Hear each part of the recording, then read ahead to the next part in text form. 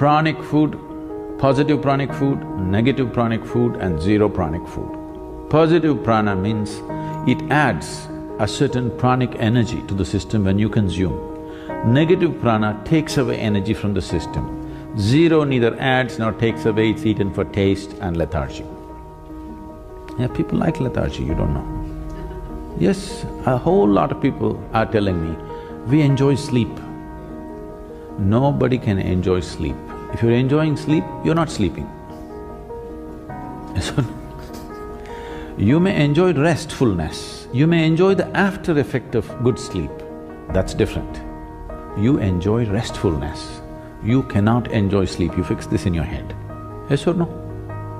Restfulness must for a human being, because rest is the basis of all activity. If there is no restfulness in you, you are not capable of dynamic activity. Yes or no? If you're not rested, can you be active? No. Rest is the basis of all activity. Rest is one thing, sleep is another thing. You must differentiate between the two. Sleep is a certain inertia. The difference between life and death is just this. Life is a dynamic process of the energy. Death is an inertia state of the energy. Sleep is playing between the two. The more you practice that, unknowingly you're inviting death. If you slept for 8 hours a day, you're inviting death 20 years earlier or 30 years earlier than what it should have come. If you eat positive pranic food, energy will reverberate in a dynamic way. If you eat negative pranic food, it takes away energy and causes certain deviations in energy. If you eat zero pranic, it brings lethargy and maybe you can eat it for taste to some extent. We'll look at this classification, what are the foods which fall under this. There's no need to look at the positive because a whole lot of them are positive, I can't produce the list. We look at the negative pranic list, it's a much shorter list, but unfortunately, it may be a list of all your favorite things too. And top of the negative pranic list is garlic. Garlic is a powerful medicine.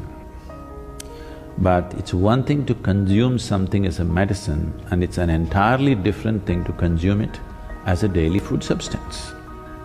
It has many medicinal qualities. In Ayurveda and Siddha, we use garlic in a very powerful way for specific ailments. But now your logic is, every day if I pop whatever medicine I can, I will be healthy. In Ayurveda, we say like this, every root, every leaf found on this planet has some medicinal quality. It's just that only a few we have learned how to use, others we are yet to learn how to use. Otherwise, every one of them has some medicinal quality if we are willing to pay attention and learn how to use them. So now if you want to be healthy, what you do is, anyway it's fall time, there's a lot of leaf. Just go and eat as much leaf as possible and also take up a few roots and eat it, you will be very healthy. That's not how it works. Something specific for a specific problem is different. Just generally consuming medicinal substances is a different game, isn't it? Garlic is a very powerful medicine if properly used.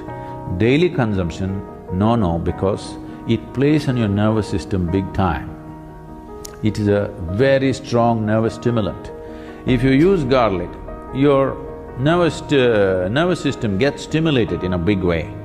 Anything that stimulates nervous system holds you up for some time and then dumps you. Daily usage of nervous stimulants in any form will slowly get you to a place that you become insensitive to life, that you cannot experience. Now, you're holding dog as the ideal because he's more sensitive than you. His nervous system is far more sensitive than you because he can feel things and know things that you cannot know. This is a higher design than the dog, isn't it so? Garlic, onion, asafoetida, green chilies. Oh, asafoetida maybe you're not used to it, it is something very commonly used in Indian cooking, it's a very strong stimulant. Coffee, tea. Tea means the caffeine tea is the tea. Other things are just placebos, okay? They're not tea. You can boil any flower, any leaf, any root and call it tea, that's not tea. Tea means the tea leaf. which is caffeine. All these are nervous stimulants. Once in a way if you drink, they have some benefits. But if it becomes a daily thing, slowly it dulls your nervous system. Your ability to experience life is gone. We are looking at this dimension of the food mainly in terms of your sensitivity to life. Largely people are ego-sensitive, they are not life-sensitive, they can't feel life. For them, only their thought and emotion is life because they can't feel life. If you walk out into the forest, you can't feel the tree, that's why you call it a wood. You can't feel the creatures around you, simply because the sensitivity is gone in so many ways. One thing is just the modern life, this television, this traffic, these constant reverberations. One thing I find when I come here is, one thing that makes me get out of buildings in this country is, always something is buzzing, you know, boom, something is going. It has a very bad effect on the human system. See, we are also a kind of reverberation.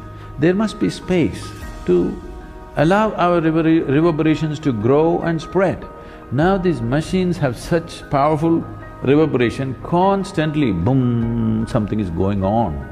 And on top of it, what we cannot hear, all these Wi-Fis and stuff, they are doing their own thing. Yes?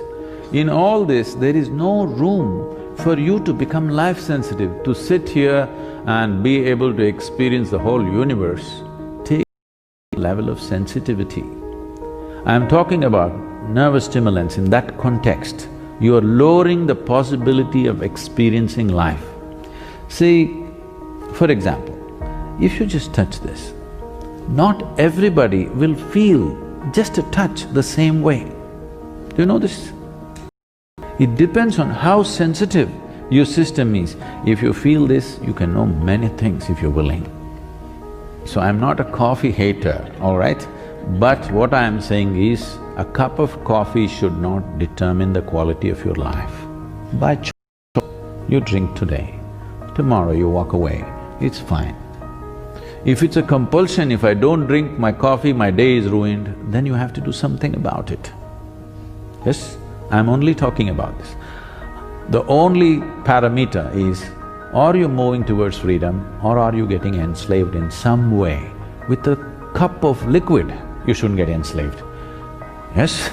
With just about anything, you're getting tangled up. I'm saying do everything by choice, then there's no problem. If you do it by choice, you know when to start, when to stop, isn't it? If you do it by compulsion, what you start, you cannot stop. This is the whole problem. It's not like you become a fanatic, I don't eat this, I don't eat that, I eat this, I don't eat that. Don't become a food fanatic. It's just that eat by choice. Every meal must be by choice. Not that you've decided, this is what you will eat and this is what you will not eat. Don't make food into religion, it is not. It is a choice. And the choice should be according to the needs of the body, not according to social needs, not according to cultural needs, according to the needs of this body, isn't it?